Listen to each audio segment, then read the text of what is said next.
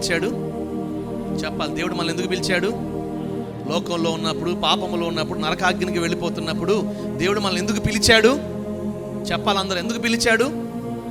సమాధానకరంగా ఉండుటకు దేవుడు మనల్ని పిలుచుకున్నాడు. చాలామంది ఈ వాక్యాన్ని పక్కన పెడతారు.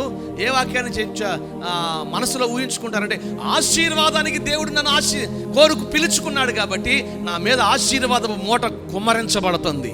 ఏం కుమ్మరించబడుతుంది? నిజమే. ఆశీర్వాదంతో పాటు నీవు సమాధానకరంగా ఉండటానికి కూడా దేవుడు నిన్ను పిలిచాడు.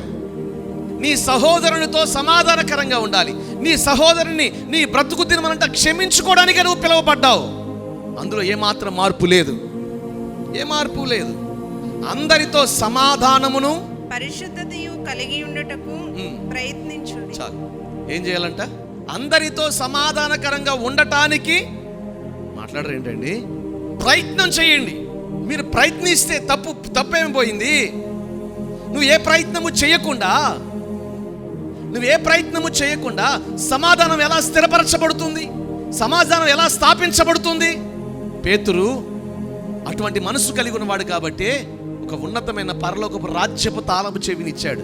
నా సహోదరుడు తప్పిదం చేస్తే నిజమే ప్రభువా, నేను క్షమిస్తున్నాను.